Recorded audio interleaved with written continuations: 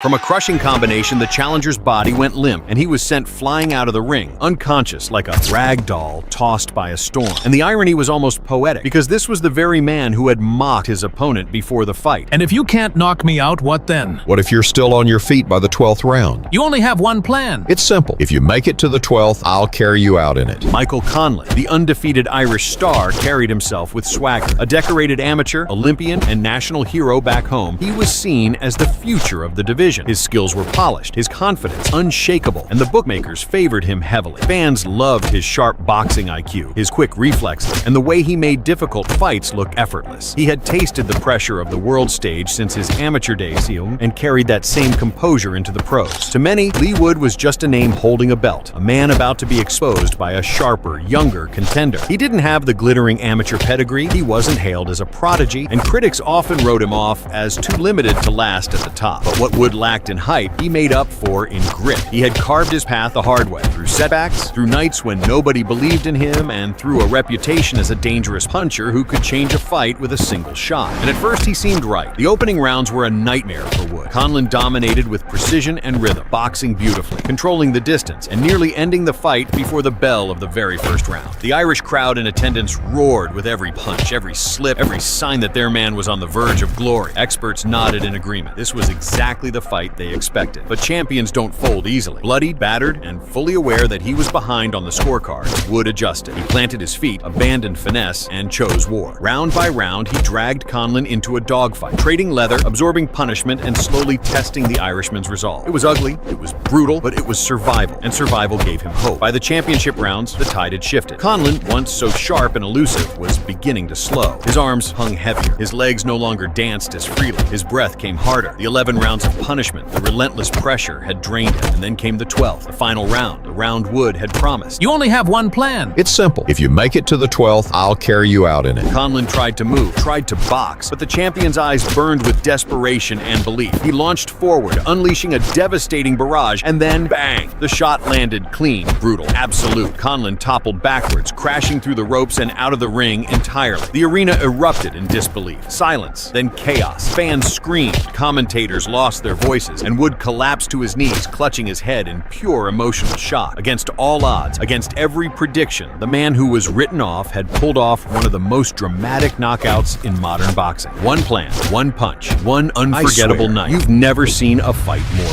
beautiful and electrifying than this one. Commentators were literally glued to the action, mesmerized by the speed of the strikes, and waiting to see how it would all end. But the uniqueness of this fight wasn't just in its epic pace and non-stop drama. It was also in the trash talk. At the press conference, two legends faced off, Alexander Usyk and Tony Bellew. Both were seasoned professionals, both fully charged for victory. But Tony was especially bold with his words, firing off sharp and daring remarks that added even more tension to the showdown. I have the one thing that he doesn't have, and that's a punch that can switch lights off within the blink of an eye. One wrong step, one wrong maneuver, and it's over. I'm gonna break his heart. I'm gonna get him. I'm gonna get the monster. With something inside him, I can't even put it into words what goes through my head. I don't know what I'm going to do. I don't know when I'm going to do it. I just know I'm going to punch him in the face really, really, really hard on Saturday night. The confidence was off the charts. The belief, unshakable. Fresh off conquering the World Boxing Super Series, Alexander Usyk moved up in weight. His welcome gift, a powerful, loud-mouthed former champion, Tony Bellew. Early on, Bellew was in control, confident, provoking, dropping his hands, dismissing Usyk's shots. His right hand was dangerous, his defense solid.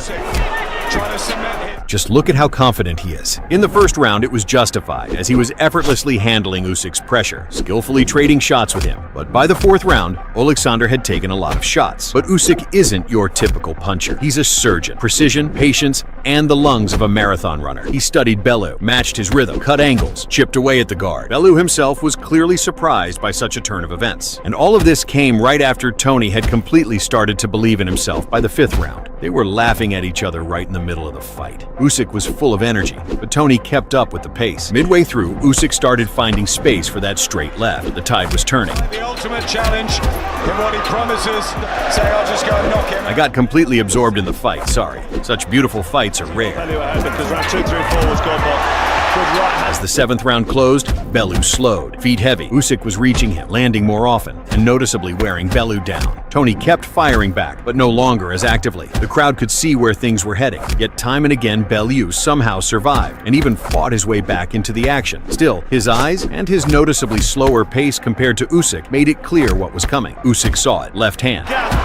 Then another, hard, and Bellew collapsed, lights out. And the ultimate irony was that Tony Bellew himself had personally pushed for a fight with Usyk, the reigning WBO champion at the time. His whole team confidently insisted not only that they could handle Usyk, but that victory was practically guaranteed.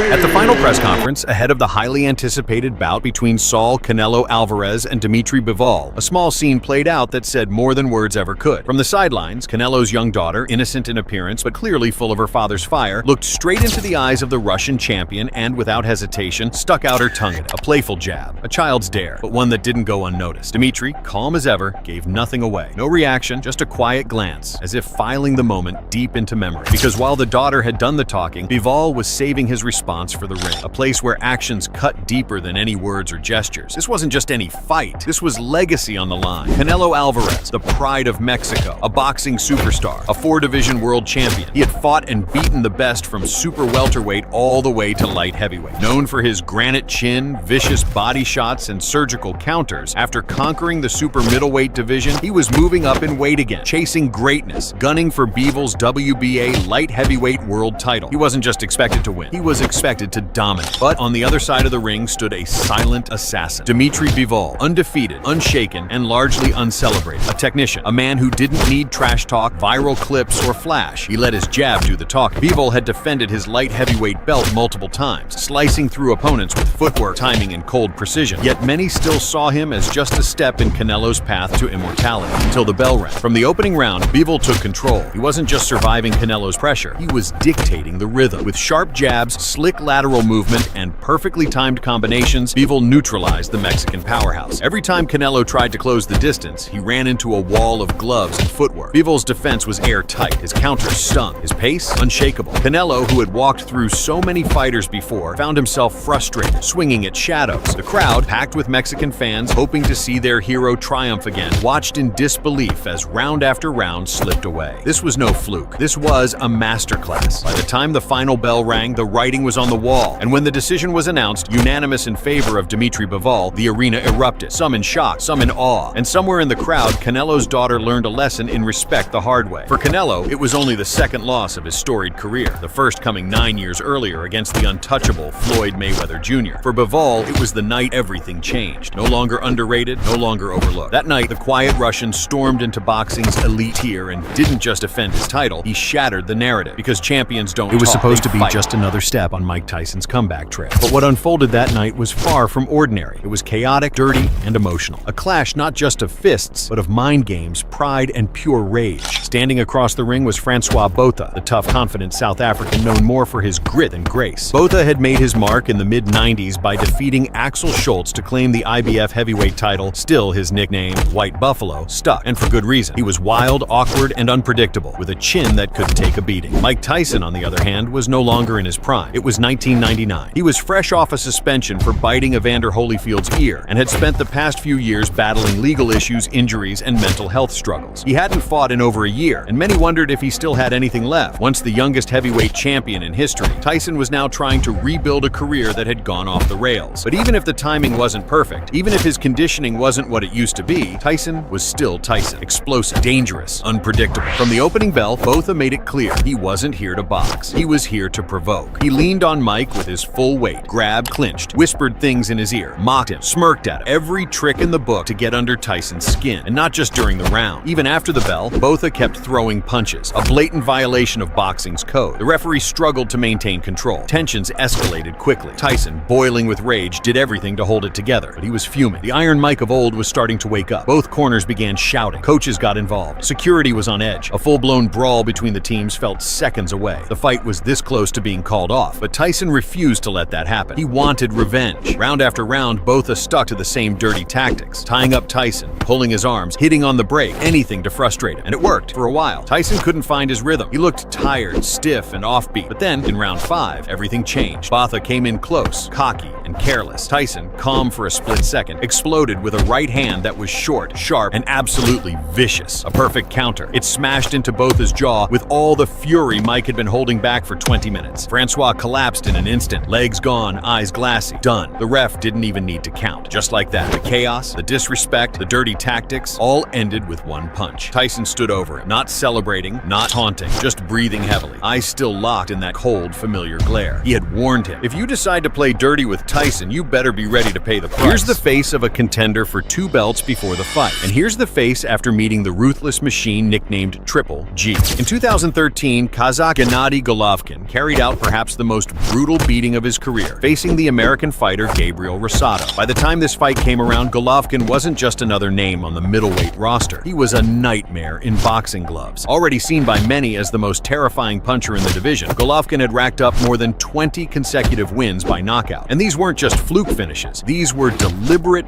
brutal dismantlings of seasoned professionals. A proud Olympic silver medalist from Kazakhstan and the reigning WBA middleweight champion, Golovkin was carving his legacy with every crushing right hand. His style was relentless. Gabriel Rosado, on the other hand, was the kind of fighter who earned every ounce of respect the hard way. A true veteran of the ring, Rosado wasn't born into the sport. He clawed his way into it. Coming up through the gritty, unforgiving boxing gyms, he learned to survive in a city where toughness was currency and respect had to be taken, not given. From underground scraps to headline bouts, Rosado built his name brick by brick, fueled by grit, heart, and an unshakable will. He wasn't the most naturally gifted, but what he lacked in finesse, he made up for with sheer determination and the kind of durability that made fans and opponents take notice. It became clear from the first rounds that this was going to be a fight for survival. Rosado, known for his fighting spirit, was confident until the 4th round, but with each new blow, the American's face began to turn into a bloody mess. In the 6th, panic began. The coach begged his father to stop the fight. We have to stop the fight. We have to stop it, as you don't understand. If that doesn't stop your son there, even he won't see the punches. And the fighter's mother closed her eyes, unable to watch the carnage anymore. Golovkin was hitting like an automatic cannon, methodically and coolly. He wasn't looking for a quick knockout. He was breaking morale. The judges did their best to stall for time, allowing Rosado to catch his breath between rounds, but this only delayed the inevitable. Golovkin stopped only after the gong and immediately went forward again. It was a demonstration of not just strength, but a soulless fighting machine that knew no mercy. The fight ended in the 7th round when Coach Rosado threw in the towel, saving his ward from further injury. But even then, covered in blood, with a bruised face, Gabriel chastised the coach for stopping. You hear me?